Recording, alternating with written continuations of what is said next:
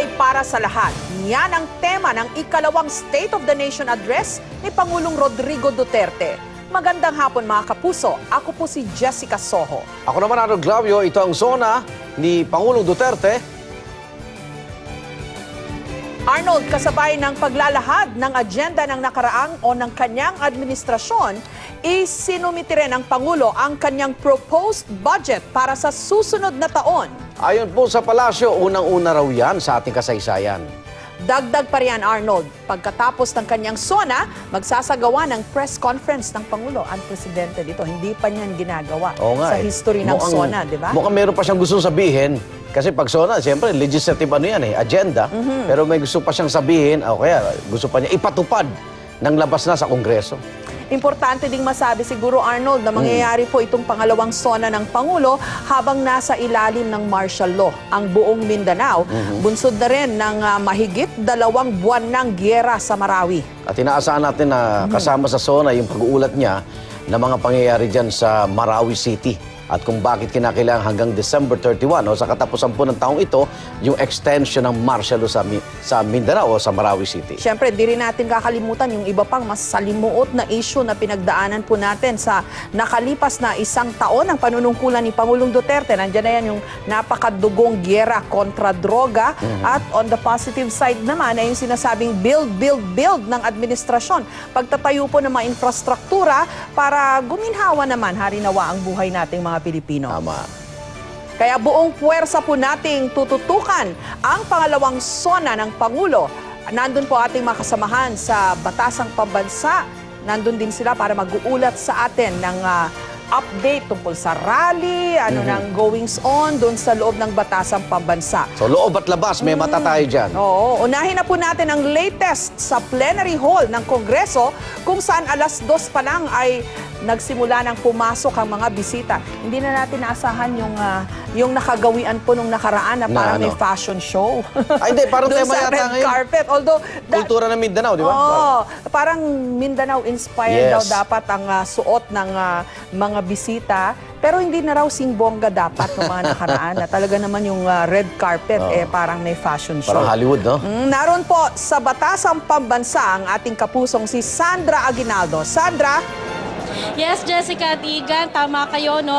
Kapansin-pansin nga na mas simple na yung kasuotan ng ating mga kongresista at senador na nagsisidatingan po dito. Ang aking lokasyon ngayon, Jessica at Igan, ay itong North Wing po ng Batasang Pambansa. At sa pagdating po ng mga kongresista at ang mga senador at ilan nga rin po mga VIPs ang ating namataan na dumadating dito sa North Wing po ng Batasan. At nakita natin kanina, halimbawa si Manila Mayor Joseph Estrada at dating Pangulo rin at nagdatingan na rin po ito ang ilang mga senador at ang kanilang may bahay at ganun din ang mga kongresista. Ang kapansin-pansin na suot nila ay Mindanao inspired, pero para sa mga kalalakihan ay yung simpleng barong Tagalog. Meron din naman pong nakikita tayo gaya na lamang ng makabayan na party list lawmakers na sila po ay nagsuot ng barong pero may mensahe sila, no to martial law,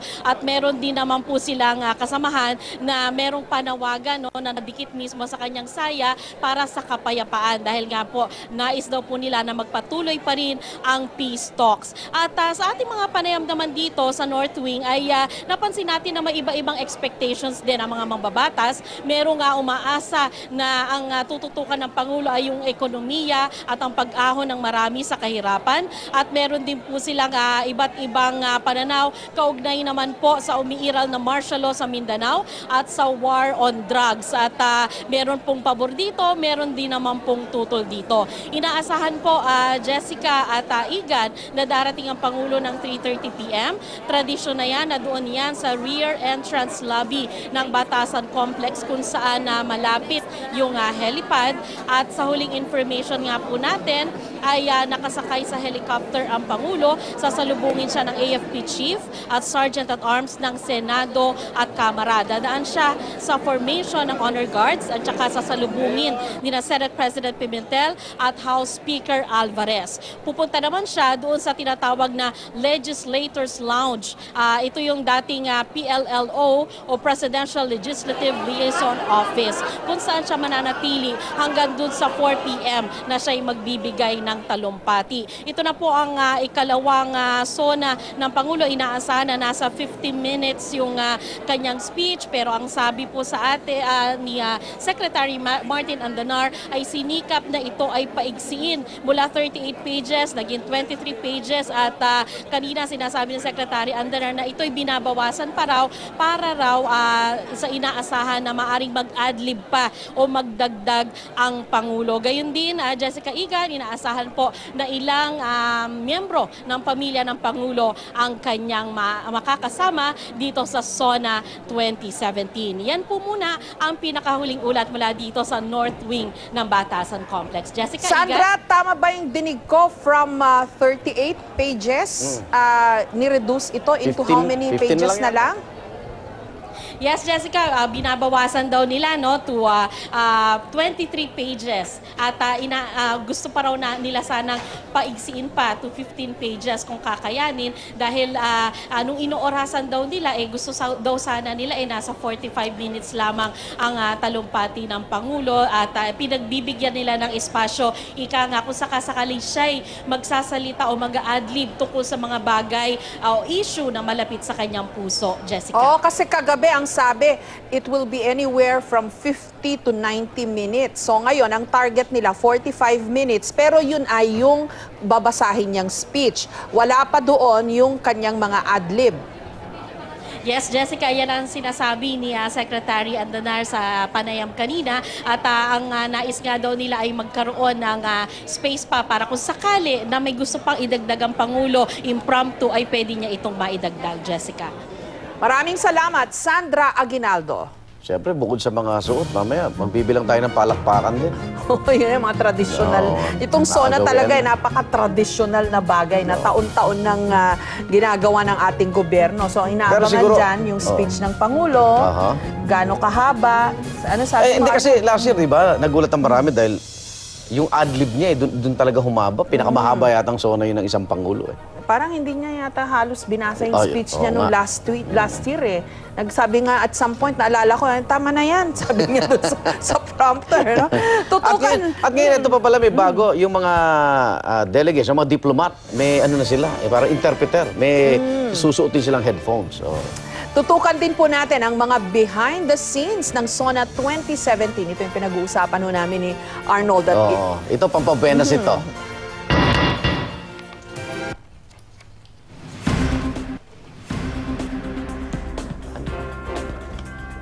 Ito pong biro ni Davao City Mayor Presidential Daughter Sara Duterte sa kanyang Instagram post kagabi. Hindi raw siya makatulog dahil hindi niya alam kung alin sa dalawang barong na yan ang isusuot niya para sa ikalawang SONA ng kanyang ama. Ipinakita kanina. Pero kanina lang pinost niya ang litratong ito kung saan makita isang pink na terno po ang kanyang suot. Nakabarong naman siyempre ang mister niyang si Attorney Manases Carpio. Ito naman si Baste Duterte, nakabarong. Yung asawa ni Sara pa yan. Pa lang to, si Attorney Carpio pa lang to. Tayo natin yung video ni Baste Duterte kung ano naman ang kanyang isusuot. Nakabarong din kasama ang kanyang partner na si Kate Labio. Okay na kaya sila? Intriga pa no? Maaga naman sa Batasang Pambansa, si Davao City Vice Mayor Paulo Duterte.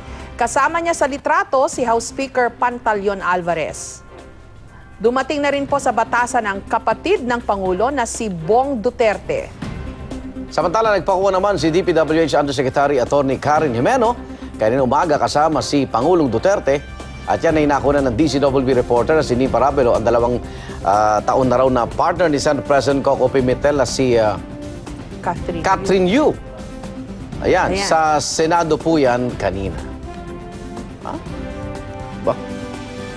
si Baste parang okay na sila nung kanyang partner. Oo, gulat nga ako. Di ba, Apelido pala niya, Labio. Hindi mo ka mag-anak? Hindi, Clavio. Yung silent C, Labio. Pero di ba naalala mo kasi, di ba, pinapanawagan pa ni Pangulong Duterte yung kanyang anak dati sa TV. Kaya naman, Nahanap niya. hindi maiwasang mapansin yun na okay na naman sila ng kanyang Nakaedar partner. na daw. Dagdag pang, BTS, mga igan. Uy, Behind BTS, the scenes. Salitang millennial tayo. Sikat kasi ang BTS na eh. Ito naman imbitasyon na pamimigay ng Kongreso para sa SONA ng Pangulo. Ayan, Ano yan? Menu. Samantala, ang menu po naman sa SONA, katulad ng dati, simple lang, ayon sa Presidential Communications Operations Pandesal? Office. Pero masarap yung daw. pandesal nga. Kabilang dyan ang pandesal, Paborito ko yun. kesong puti at turon. Wala kayang maruya. Gagawin ng cocktails pagkatapos ng talumpati ng Pangulo. Ay, hindi pa. May press con pa siya eh. Paano naging may cocktails na may pandesal? Parang merienda na lang sana. Huwag Merienda. na lang sabing cocktails, di ba? Masarap yung samahan ng sagot gulamon o kaya kape. Samantala, mas malapit po ngayon sa batasan ng mga realista kesa nung mga nakaraang taon. Pinayagan silang Mas makalapit. makalapit, At tingnan natin, kamustahin natin, nakatutog dyan live si Jun Veneracion. Kung nakaraan na taon sabi, kilos suporta. Ngayon kilos protesta uli, Mukhang gano'n na nga, mukhang balik talaga sa kilos protesta, Igan. Yan, nakikita ninyo yung entablado sa akin likuran, Igan. Hanggang dyan lang pinapayagan ng PNP ang mga militanteng samahan na magsagawa ng kanilang kilos protesta laban sa pangalawang SONA ni Pangulong Rodrigo Duterte. Mas malapit sa Batasan Complex ngayon ang pwesto ng mga militante kumpara nung nakaraang taon. Pinagbigyan sila ng pulisya. Sana naman daw ay makiisa ang mga realista para maiwasan ang gulo. Hindi tulad nung nakaraang taon na puno ng pag-asa at pagsuporta ang mga militante sa Pangulo. Ngayon, puro batikos. Ngayon pa lang yan ang inaabot niya mula sa mga sumasalang sa entablado dyan sa aking likuran. Dahil umano ito sa mga pangakong patuloy na napapako, lalo na yung sinasabing pagpapatigil sa kontraktualisasyon. Nakikisa sa kanila ang tatlong militanteng miyembro ng gabinete ng Pangulo, sina Agrarian Reform Secretary Rafael Mariano, Social Welfare Secretary Judy Tagiwalo at NAPSI Chairperson Lisa Masa. Mahinahon naman ang kanilang mga pananalita. Alam naman daw ng Pangulo na makakaliwa sila, kaya hindi nila kailangang magpaalam pa na magpapakita sila sa rally ng mga militante. Patuloy daw sila magiging boses sa gabinete para isulong ang interes ng mamamayan at maging ang pagpapatuloy ng peace talks ng gobyerno sa National Democratic Front. At yan ang latest mula rito sa Batasan Road. Balik sa iyo, Ma'am Jess at Igan. Vene, ang inaabangan ngayon kasi last year walang effigy na sinunog, no? Walang mga masyado maanghang na mga salita. Ngayon ba, iba na? Naku, umuulan ng maanghang na salita, Ma'am Jess, Igan. Kanina, yung na-monitor natin nung nandun tayo sa may harapan ng entablado, sandamakmak na batikos ang inaabot ng Pangulo, lalo doon sa kanyang pagdeklara ng martial law sa Mindanao. Yung effigy naman na wala nung nakaraang taon, meron na uli ngayon, Ma'am Jess. At yan ang inaabangan na isasabay daw nila habang nagsasalita ang Pangulo sa kanyang ikalawang SONA ay susunugin yan yung effigy ng Pangulong Rodrigo Duterte. Nakalatag na rin dito, Ma'am Jess, yung mga LED screen, yung dito ipoproject o dito ipapalabas, dito mapapanood ng mga realista, yung magiging pangalawang SONA ng Pangulong Rodrigo Duterte. At tingnan natin, asahan natin, ngayon pa lang, naririnig na natin, mukhang sasalubungin ng sakatutak na ang Pangulong Rodrigo Duterte sa oras na magsimula na yung kanyang pagde-deliver ng kanyang pangalawang SONA. So kung titignan natin ang eksena mamaya, bay tila magmumurahan sila, no? Ay, symbolism yun, symbolism. Maraming Sorry, Igan. Okay na. lilipat daw ng mga mura, pero symbolism kasi. Symbolism lang yun. Salamat, Jun. Gano'n na nga. Medyo maanghang. Mainit. Mainit yung atmosphere dito. Medyo hindi kasing lamig nung panahon. Sinasabayan naman ang init ng ulo ng ibang mga militanteng grupo dito. Pero magandang balita, mahinahon pa naman sa ngayon. Wala pa naman yung nakikita natin kadalasang eksena na paluan sa pagitan ng mga militanteng grupo at ng mga miyembro ng Philippine National Police. Sa likod ng entablado na yan, ang unang-unang makikita mo ay hilera ng mga babaeng pulis na talagang isinalang para mapigilan na kung sakaling magkaroon ng tulakan, magkaroon ng paluan. Okay, maraming salamat. Jun Veneracion. Para naman bigyang lalim at dagdag na perspektibo ang ating diskusyon mamaya, makakasama ho natin ang ilang eksperto sa larangan ng politika at ng batas. At narito si Professor Richard Haydarian, ang ating resident analyst dito po sa GMA. Yan, magandang hapon sa iyo. Magandang hapon, Professor. guys. Makakapiling din po natin ngayong hapon ang ating legal expert mula sa UP College of Law. Suki na natin dito, si Attorney Rowena Daroy Morales. Magandang hapon Magandang po. hapon. Good afternoon. At, welcome, reunion. Okay. Oh, ito. Ano pinakamalaking inaasahan natin sa Sona ng Pangulo? Sona yan, State of the Nation Address. So, Pero sa salitang Facebook, Arnold, di ano? ba? Uso yung sinasabing expectation Versus versus reality. reality. Ayun. Di ba? Iba yung inaasahan dun sa nangyayari. Yun ang magandang tanungin sa ating mga eksperto. Attorney Daroy Morales, ano ang expectation ninyo versus dun sa nakikita nyo ng mga realidad dito sa Sona ng Pangulo ngayong hapon? Inaasahan ko na ang realidad ang pag-uusapan. Hindi ba? Kahit na sabihin natin na nag-expect, dapat yun ay may basihan, no? Sa realidad, ano ba nangyayari ngayon? Mukhang lahat ng mga nangyayari sa Mindanao ngayon, nakadidinig natin ng echo hanggang dito.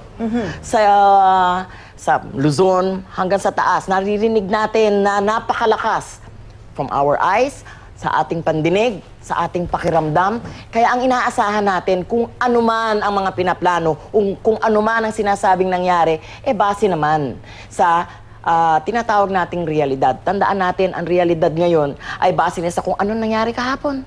At kung anong iniisip natin na dapat mangyari bukas, dapat inaasahan din natin na basehan din sa ngayon. So, yung realidad at saka yung ekspektasyon, parang ano din yan scorecard. Ginawa natin to noong isang taon. Nag-scorecard din po tayo. Pero hindi tayo pwedeng mga pantasya lang. Professor Haydarian. Yeah, saan ba siya dapat tumukoy ngayon? Ang inaasahan ko dito ay isang komprehensibong pagsusuri, no? Doon sa mga kanyang hits and misses over the past year. Ano po yung status ng kanyang kampanya laban sa pinagbabawal ng droga? Ano po yung status ng giyera dyan sa Marawi? Saan pa tayo pupunta? Ano pong status ng kanyang independent foreign policy? At saka yung kanyang pangako na talagang gawin na mas people-friendly yung ating gobyerno pagdating sa pagbigay ng serbisyo sa taong bayan, pagdating sa accountability. So, yun ang inaasahan ko na makita natin. Inaasahan ko rin na sasabihin ng Pangulo na bigyan niyo pa ako ng oras, dapat mas patient kayo, hindi naman overnight yung reform. Siguro may pagkakulang dito tayo dito, but kailangan ko pa ng mas maraming oras at pasensya at suporta sa taong bayan para makamit ko yung mga objektibo ko. Kasi very revolutionary yung gusto niya dito sa Pilipinas. Pero yung Sona last year, nagre-reach out pa siya sa ilang mga rebelding grupo. May mga panawagan siya dyan. After a year, gera tong kinakaharap natin bigla, ano? Well, parang medyo bumaliktad rin, di ba? baliktad Kasi sa communist rebels, nung una mukhang maganda yung simula, no? Ngayon, halos since February, walang nangyari na delay nung May, yung 5th round of talks. Ngayon dito dahil sa martial law, parang all-out war na naman ulit. Pero actually, pagdating sa Moro Islamic Liberation Front, pagdating sa mga Islamist rebels, actually si Pangulong Duterte expected na siguro i-forward niya yung revised Bangsamoro Basic Law na finalize ng Bangsamoro Transitional Council. So yun yung in-expect ko dito. Yung isa pang in-expect ko dito na hindi natin nakita last year is more emphasis doon sa economics and business. Lalong-lalo na yung tinatawag na Dutertenomics. So inaasahan ko na isulong ni Pangulong Duterte yung train, no, yung tax reform for acceleration and inclusiveness package niyan. Kasi medyo controversial siya, may mga argumento na anti-poor siya, may mga argumento na pro-poor siya. So dito makikita natin si Pangulong Duterte na hindi lang one-trick pony, hindi lang isang isyong alam niya, makikita natin si Pangulong Duterte more comprehensive leader kung saan binibigyan din ng atensyon yung mga iba't ibang larangan ng ating bansa, pati yung issue ng ekonomiya. Okay. Balikan natin yung diskusyon mamaya. To some people, yung 1 year na nakalipas, maikling panahon pa, may 5 years pa ang Pangulo. Pero to others naman, sabihin, isang taon yun, mahaba-haba na yun. 5 more to go. Oo, and 5 more to go. So, ano kaya? Hindi naman yata parang magic, no? Tama siguro. Ano bang 1 out of 6? Di ba? So, 5 more to go. At kahit na sabihin natin na sinabi niya na mangyayari ito, hindi naman galing lahat sa kanya eh. Tandaan natin na ang laki ng magiging role ng legislature. For example, yung gustong-gustong i-push ngayon na end of contract. Hindi naman niya basta sinasabihin na, oh, wala nang ganyan ha. Kailangan ayusin at baguhin, palitan. For instance, ang maraming mga importanteng provision ng labor code. No? Oh, yun ang realidad sa ENDO eh. Alam mo, Yun yun ang matupad. mahirap yung mga pangako niya. Yun ang isinisigaw ngayon sa mga rally. Mismo. Nakikita ko yung mga streamer nila kanina, nadaanan ko sila. Asan na ang endo? Oo. Yung mga ganon, no? Kaya, puntahan May mo... isa pa, nabibitinin ko lang kayo, pag-usapan natin mamaya. Yung federalismo. Yun. Naiiwan eh. Pero tuloy sa iba ba, pero hindi ko alam kung sapat na yung panahon, ano? Baka pwede na idikit yung Bangsamoro Basic Law at Sa saka yung federalism. federalism. I think dahil sa nangyayari sa Marawi, ipupush nila lalo yan. No? Samantala, puntahan po natin ang Commonwealth Avenue. 3 northbound lanes lang ang inilaan para sa mga rallyista. Abay, nasunod naman kaya yan. O, tingnan natin, naroon po live si Chino Gaston. Chino, kamusta dyan? Jessica at Igan, saksi tayo kaninang umaga sa pagdating nitong libo-libong mga militante na siyang dadalo sa kilos protesta na gagawin sa pangalawang State of the Nation Address ng Pangulong Duterte. Bit-bit ng mga militante ang ilang effigy gaya ng malaking octopus na ang balat ay US flag at nakasakay sa isang tangke. Simbolo daw ito ng impluwensya ng US sa ating pamahalaan. Meron ding mock-up na ipinakita ang Pangulong Duterte na kaanyo ni Adolf Hitler. Isang effigy naman kung saan nakasakay ng tangke sina Defense Secretary Delfin Lorenzana at Finance Secretary Sonny Dominguez. Ang hatak-hatak din ng mga militante. Sa baba nito may effigy ang Pangulong Duterte na may kamay na bakal. Ayon kay Bayan Secretary General Renato Reyes, sinasalamin ng mga effigies ang sari-sari nilang puna sa unang taon ng Pangulong Duterte. Kabilang ni dito ang issue ng martial law sa Mindanao, ang patuloy na military operation sa Marawi, issue ng extrajudicial killings at gyera kontra droga at ang pagtigil ng peace talk sa Communist Party of the Philippines. Maayos naman sa kabuuan ng pagmarcha ng mga militante tungong batasan at tuloy ang daloy ng traffic sa inner lane ng northbound lane ng Commonwealth at ang mga militante naman dun sa may outer lanes. Pero sa isang bahagi ng Commonwealth, sinakop bigla ng mga militante ang hindi tiyak ang sinakop bigla ng mga militante itong isang bahagi ng kalsada, bagay na siyang nagdulot ng matinding pagbagal ng traffic. Pero kinalaunan ay napabalik naman ng mga pulis itong mga rallyista. Napansin din natin, Jessica at Igan, na yung mga pulis na nagbabantay dito sa mga rallyista ay walang mga dalang truncheons, riot gear o di kaya mga baril. Alinsunod sa nauna ng napagkasunduan noong nakaraang linggo sa pagitan ng NCRPO, ng PNP at ng mga militanteng grupo na wala ngang karahasan na mananaig sa araw mismo ng SONA ng Pangulong Duterte. At yan ang latest mula rito sa Commonwealth Avenue. Balik sa inyo sa studio. Maraming salamat, Chino Gaston. Sadyang inilayo sa mga rallyista ang pagtitipon naman ng mga taga-suporta ng Pangulo. Biro mong meron ding yan. rally na pro-administration. At sila po tinutukan ngayon ni Oscar Oida. Nasaan sila? Diyan po sa tapat ng Civil Service Commission Compound. Oscar! Yes, Igan, Jessica, dito sa kinalagyan natin sa may IBP Road, tapat lamang ng Civil Service Commission, mas mistulang piyesta kesa rally yung inabutan natin pagtitipon-tipon dito ng mga pro-Duterte groups. Mangyari kasi, Igan, Jessica, napuno ng kantahan, sayawan at kung may talumpati man, talumpati na papuri at suporta para kay President Duterte ang ginawa ng mga tao dito. Meron din nagpakain, meron din namigay ng mga t-shirts, meron din namigay ng maskara. Kaya yung mga tao dito tuwang-tuwa na parang araw silang nasa piyesta at hindi na sa rally, no? Yun nga lang, kalagitnaan na Igan, Jessica, ng kasiyahan dito sa entablado, yung LED wall biglang bumagsak, no, habang nagpa-perform etong mula sa tumutugtog ng kulintang mula sa Mindanao, no. To the rescue naman yung mga host na si Cesar Montano at si Bayani Agbayani at sa kabutihang palad ay hindi naman nasaktan yung mga nagpa-perform. Sa mga sandaling ito, patuloy yung isinasagawang programa dito habang inihintay ang talumpati ng Pangulo. Jessica, Igan? Maraming salamat, Oscar Oida. Ano ba ang gustong marinig ng mga Pilipino sa SONA ng Pangulo? Tinanong po namin ang ilang netizen kaugnay niyan. Gustong marinig ni Facebook user Chody Tan kung paano susolusyonan ang krisis sa traffic.